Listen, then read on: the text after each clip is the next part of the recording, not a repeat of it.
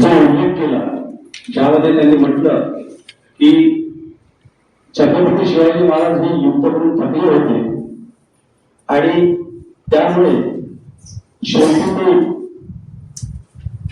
युद्धाने इतके क्षीण झाले होते की त्यांना आपलं राज्य रामदासांच्या पायापाशी ठेवावं लागलं आणि त्यांनी अशी विनंती केली रामदासांना की हे राज्य मी तुम्हाला राज्यासकट मी तुम्हाला शरण आलेलो आहे. आपला मुकुट त्यांनी ठेवला आणि हे राज्य आता तुम्ही सांभाळा अशा पद्धतीच नव्हे तर त्यांनी पुढे जाऊन त्यांनी असं म्हटलं की जर मी तुमचा गुरु तुम्ही माझे चेले त्याच्यामुळे गुरुचं जे आहे हा माझा आदेश आहे. हा मुकुट तुमच्या डोक्यावर ठेवा आणि राज्यकारभार माझ्यातर्फे पहा. हे राज्य माझं आहे असं समजून तुम्ही त्याचं फक्त त्याला चालवा.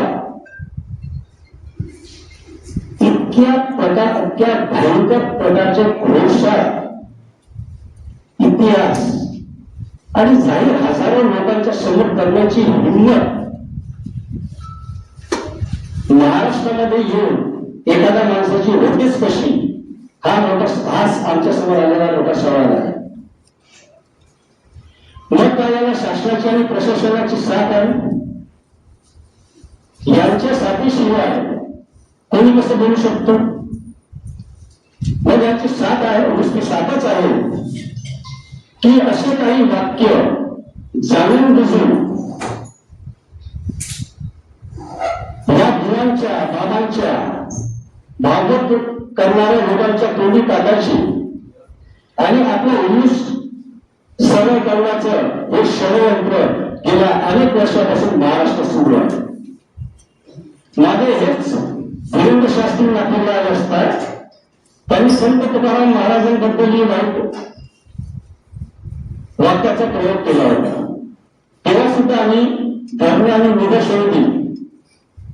आता यापुढे जर धीरेंद्र शास्त्री महाराष्ट्रात येऊन अशा प्रकारचे जर वक्तव्य करत असेल तर आता निषेधाच्या पलीकडे जाऊन सुद्धा मराठा सेवा संघ संघाची जोडे आणि बाकीचे जे आमचे जेवढे काही कोणती संघटना आहे या सर्व संघटनेला त्याचा विचार करावा लागेल कोणत्या प्रकारची कारवाई करायची ती. आणि शासनाला सुद्धा आमचं असं रिक्वेस्ट आहे की जे काही असे बंधू बाबा इथे येतात त्यांना वेळीच आळा घाला.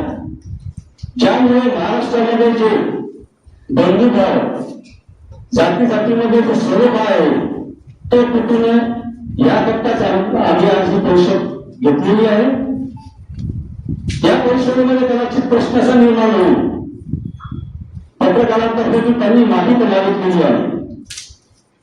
परंतु त्यांच्या संपूर्ण माफीचा व्हिडिओ जर तुम्ही पाहिला तर त्या संपूर्ण माफीच्या ह्याच्यात त्यांनी असं म्हटलेलं आहे की मी जे काही बोललो ते मीडियाने तो म्हणजे त्याला तोडून मोडून त्याला प्रसिद्ध केलं असं त्यांचं म्हणणं आहे. तर त्यांची व्हिडिओ क्लिप सुद्धा त्यांनी स्वतः पाहावी.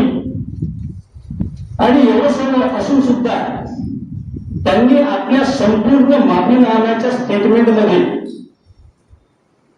त्यांनी रामदास हे शिवाजी महाराजांचे गुरु होते. गुरु आणि चेल्यांचा संबंध होता अशाच प्रकारचं त्यांनी वाक्य केलं. इतका मोठा निषेध होऊन सुद्धा जेव्हा की रामदास स्वामी आणि छत्रपती शिवाजी महाराजांची जी भेट आहे ही भेट झाल्याचं ऐतिहासिक कोणताही पुरावा नाही. त्यांना जर तशी इच्छा असेल तर तुमच्या मार्फत आम्ही निरोप देतो. धीरेंद्र शास्त्रींनी आम्हाला बोलवावं. ते जिथे म्हणतील तिथे आम्ही येऊ आणि हे सिद्ध करून देऊ पुराव्यानिशी की रामदास स्वामी आणि छत्रपती शिवाजी महाराजांची भेट झाल्याचा कोणताही पुरावा नाही.